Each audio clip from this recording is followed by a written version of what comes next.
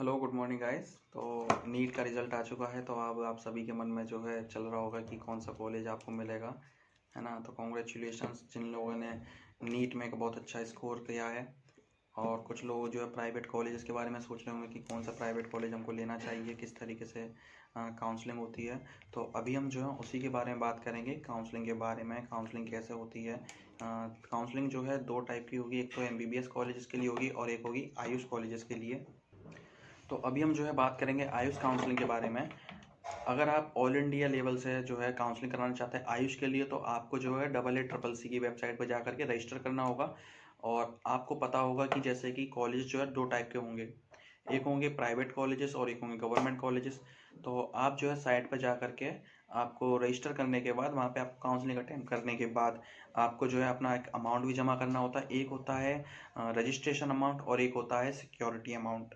Registration amount जो है वो होता है जो कि आप रजिस्टर कर रहे हैं, काउंसलिंग अटेम्प्ट कर रहे हैं, इस चीज़ के लिए आपका रजिस्ट्रेशन अमाउंट हो जाता है। और सिक्योरिटी अमाउंट जो है आपका सिक्योरिटी के तौर पर रखा जाता है और जो कि रिफंडेबल। सिक्योरिटी अमाउंट वो होता है कि जब आप सीट लॉक करेंगे तो जो है आप उस सीट को छोड़े ना, इसलिए आपका जो है ये एक सिक्योरिटी अमाउंट डिपॉजिट करना होता है आपको। उसके लिए आपको डीडी बनवाना पड़ेगा, ठीक है ना। जो आपको अभी काउंसलिंग हो जाने के बाद आगे जानकारी मिलती रहेगी क्या क्या डॉक्यूमेंट रिक्वायर्ड होंगे, है ना। तो उसके लिए आप जो है अभी से डॉक्यूमेंट की तैयारी करना शुरू कर दीजिए। अब ये डॉक्यूमेंट सारे तैयार करा लीजिए, क्योंकि लास्ट टाइम पे बहुत ज़्यादा दिक्कत होती है। क्योंकि मैंने खुद अपनी आंखों के सामने देखा था कि बहुत सारे बच्चों को जो है डॉक्यूमेंट्स की बहुत दिक्कत होती है, क्योंकि उनके डॉक्यूमेंट्स या तो घर भूल गए थे या बेकार हो गए थे और वो इतनी जल्दी नहीं बनवा पाए थे। तो आप जो है अपने डॉक्यूमेंट्स अच्छे से तैयार करा लीजिए काउंसलिंग के लिए। और जो है कि अभी डेट डिसाइड नहीं हुई है, डेट अनाउंस नहीं की गई है काउंसलिंग के लिए। तो डेट्स के लिए सबसे पहले जो है एमबीबीएस की काउंसलिंग होगी। एमबीबीएस की काउंसलिंग हो जाने के बाद आयुष कोर्सेज की जो है काउंसलिंग स्टार्ट होगी। तो जैसे कि पिछले साल क्या हुआ था कि पिछले साल जो है फर्स्ट राउंड में जो है सिर्फ और सिर्फ गवर्नमेंट कॉलेजेस ही जिन्होंने पार्टिसिपेट किया था, सिर्फ गवर्नमेंट कॉलेज ही थे लिस्ट में। तो ऐसा इस साल भी हो सकता है ना। और पिछले साल जैसे कि अगर मैं यूपी काउंसलिंग के बारे में बात करूं, है ना, तो यूपी काउंसलिंग में क्या हुआ था कि अगर आपने जैसे कि पहले राउंड में अपना रजिस्ट्रेशन कराया था, तो आपको सेकेंड राउंड में अपना दोबारा रजिस्ट्रेशन कराना पड़ेगा। तो इसके लिए आप डिसाइड कर लीजिएगा कि आपका इतना स्कोर है या नहीं है, फर्स्ट राउंड में बैठना है या नहीं बैठना, या सेकंड राउंड में बैठना है या थर्ड राउंड में बैठना है ना। तो आप अपने अनुसार ही जो है देख लीजिएगा कि आपको किस राउंड में बैठना है, क्योंकि रजिस्ट्रेशन शायद इस साल भी दोबारा ही कराना पड़ेगा। क्योंकि पिछले साल फर्स्ट राउंड में अमाउंट डिडक्ट हुआ, फिर सेकेंड राउंड में, फिर थर्ड राउंड में, तीनों और राउंड में जो है कि अलग अलग रजिस्ट्रेशन कराया गया था। तो इस साल भी ऐसा ही होगा।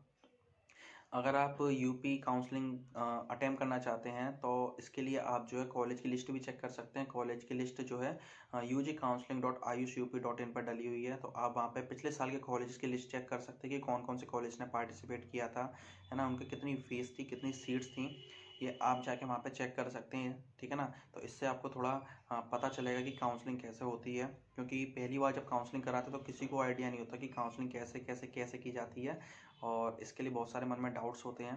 तो इसके लिए आप पूरा प्रिपेयर होकर चलिए, अपने सारे डॉक्यूमेंट्स तैयार करके रखिए। एंड काउंसलिंग की डेट्स जो है वो बहुत जल्द ही अनाउंस हो जाएगी, जहाँ तक कि नवंबर के लास्ट वीक तक जो है एमबीबीएस की काउंसलिंग जो स्टार्ट हो भी जाएगी, ठीक है ना। उसके बाद आयुष काउंसलिंग जो है स्टार्ट हो जाएगी।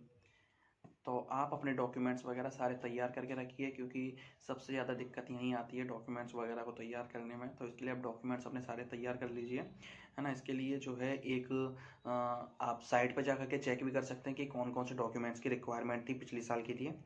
आप साइट पर जा कर के वहाँ पे कॉलेज की फ़ीस, कॉलेजेस के नाम और कौन कौन से कॉलेज ने पार्टिसिपेट किया था, ये सब चेक कर सकते हैं।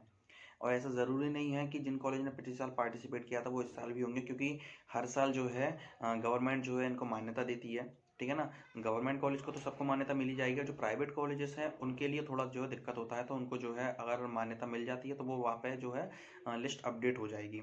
कॉलेज की कितनी सीट्स हैं और लास्ट किस रैंक तक मिला था, तो इसके लिए आप जो साइट पे जाकर चेक करें, और आप अपनी रैंक से चेक कर सकते हैं कि आपको कॉलेज ये वाला अलॉट होगा या नहीं होगा। क्योंकि आप शायद पहले से सोच के बैठे होंगे कि मुझे किस कॉलेज में एडमिशन लेना है। तो इसके लिए आप जो है एक बार चेक कर लीजिए, ताकि आपको जो है उसी कॉलेज के हिसाब से फिर प्रिपरेशन करनी पड़ेगी कि क्या क्या डॉक्यूमेंट्स रिक्वायरमेंट है और कितनी फ़ीस है उसकी, वो आप अफोर्ड कर सकते हैं या नहीं कर सकते हैं। फिर ये सारी जानकारी आप चेक कर सकते हैं। एंड बेस्ट ऑफ लक, आपकी काउंसलिंग अच्छी हो, सभी को कॉलेज मिल जाए।